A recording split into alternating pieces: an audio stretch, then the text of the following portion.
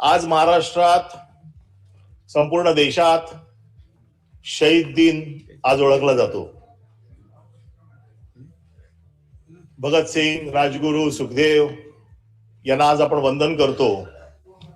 का तर त्यांनी या देशासाठी बलिदान दिलं. परंतु त्याच दिवशी आज महाराष्ट्राच्या राजकारणात कधीच न घडलेली गोष्ट, महाराष्ट्राच्या राजकारणात जे कधीच आम्ही बघितलं नाही ते आज आम्हाला बघायला मिळालेलं आहे.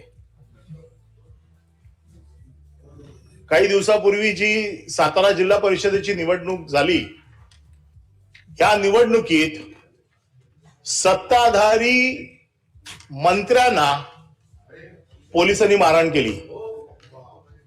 सत्ताधारी मंत्री पोलिसांचा मार खात आहेत.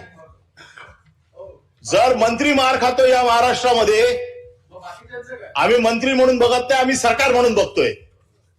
आणि सरकारचं कर्तव्य काय असतं? सर्वसाधारण नागरिकाला संरक्षण देणं. जर या राज्यामध्ये मंत्री मार खातायत, कार्यकर्ते जर सत्तेतले मार खातायत, तर सर्वसाधारण नागरिकाला काय संरक्षण तुम्ही सरकार म्हणून देणार? मी या सभागृहात गेले कित्येक वर्ष महाराष्ट्राचं राजकारण जवळनं बघतोय.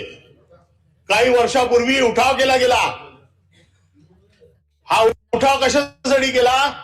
तर आमचा स्वाभिमान राष्ट्रवादी चिरडते, आमचा स्वाभिमान राष्ट्रपती पायाखाली दाबते.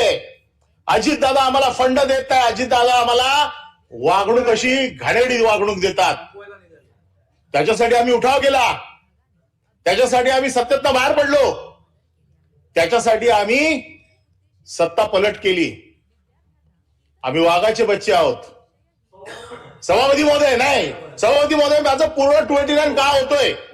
हा पूर्ण 289 होतोय. मंत्री महोदय काय म्हणायचे? महोदय, या विषयावर जेव्हा चर्चा झाली, निर्णय झाला, तेव्हा ते नव्हते. तर अनावश्यक आपण हे मांडायला का म्हणून? तो 289 तुमचा 289 तिथे दालनातच आहे. थोडक्यात मांडा आपण. नाही, माझं म्हणणं या विषयावर तुम्ही स्वरूपामध्ये मांडू नका, थोडक्यात मांडा. या विषयावर चर्चा झाली, काही रुलिंग दिलं गेलं, चर्चेवरच ऑब्जेक्शन आहे. या राज्यामध्ये मंत्री मार खात आहेत आणि एवढी वाईट परिस्थिती आहे मंत्र्यांची, भारतीय जनता पक्षाचं नाव घ्यायला घाबरतायत. कोण पोलिसाची हिंमत होते? पोलीस हे प्यादे, आणि पोलीस हे प्यादे. या पोलीस मारतो तुम्हाला आणि तुम्ही मूग गिळून गप्प बसताय. कुठे गेला तुमचा स्वाभिमान? कुठे गेला तुमची बंडखोरी वृत्ती? आणि मला वाईट तर वाटतं, राष्ट्रवादीने देखील मार खाल्लाय. म्हणजे फक्त शिवसेनानेच मार खाल्ला नाही, राष्ट्रवादीने मार खाल्लाय. जो तुम्ही निर्णय त्यावेळेला घेतला, तुम्ही दोघे बाहेर पडा सत्तेत ना, मग कळेल. पण आज भारतीय जनता पक्ष तुम्हाला चिरडून काढतेय आणि तुम्ही भारतीय जनता पक्षाचं नाव घ्यायला देखील घाबरताय. मार खाताय मंत्र्यांचा, मंत्री मार खातोय. आणि जर मंत्री मार खात असेल आणि या सभागृहामध्ये आपल्याकडे संरक्षण मागत असेल, हे सभागृह मंत्र्यांनी संरक्षण मागायचंय का सर्वसाधारण आमदारांनी मागायचंय? आमदार पायऱ्यांवरती सरकारच्या विरोधात, मुख्यमंत्र्यांच्या विरोधात 289 कडे 289 का होतो? अभूतपूर्व परिस्थिती महाराष्ट्रात निर्माण झाली आहे. आणि जेव्हा अभूतपूर्व परिस्थिती महाराष्ट्रात निर्माण होते, त्यावेळेला हा विषय 289चा होतो. भारतीय जनता पक्षाकडनं तुळवले जात आहेत, स्वतःला वाघ समजतायत. हे वाघ आता गेले कुठे? शेपटी घालून बसलेले आहेत. कोणाची हिंमत होत नाही भारतीय जनता पक्षा. आणि दुसरा विषय असा आहे की विशेष बैठकीमध्ये या आसनावर ना माननीय उपसभापतींनी एका IPS अधिकाऱ्याला सस्पेंड करायचे निर्देश दिलेले आहेत. आताच काही दिवसापूर्वी खालच्या सभागृहामध्ये तालिका अध्यक्षांनी एका IAS ऑफिसरला सस्पेंड केलं आणि नंतर नामुष्किरीने त्या IAS ऑफिसरला परत घेतलं.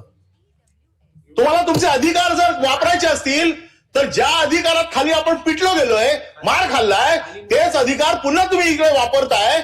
माझं म्हणणं आहे मिसयूज ऑफ पॉवर आहे. का विश्वासाचा ठराव आणू दे उपसभापतींवरती? ऑलरेडी आमचा एक अविश्वासाचा ठराव पेंडिंग आहे. त्याच्यामुळे अविश्वासाचा ठराव आणण्याची आम्हाला परवानगी द्यावी. या सभागृहामध्ये मी बघितलेलं आहे, परमवीर सिंगने ज्यावेळेला कल्याणच्या निवडणुकीमध्ये महानगरपालिकेच्या फक्त थोडा त्रास दिला म्हणून यांच्या नेत्यांनी भर व्यासपीठावरती राजीनामा दिला होता. कुठे गेलं ते शौर्य? कुठे गेली ती ताकद?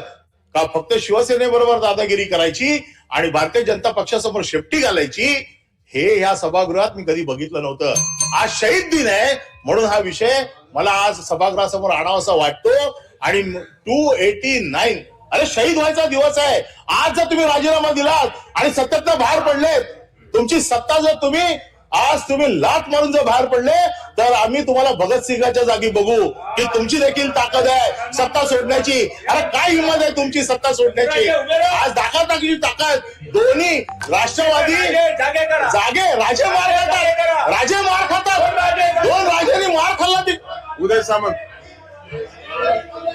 बोला ना.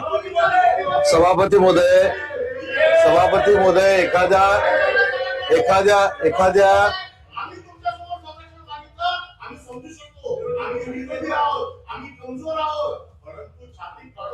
उदय सामंत बोलायचं नाही का आपल्याला? काय बोलतो ना त्यांचं रेकॉर्डवर नाही. आता तुम्हाला बोलायला मी रेकॉर्डवर नाही. ठीक आहे.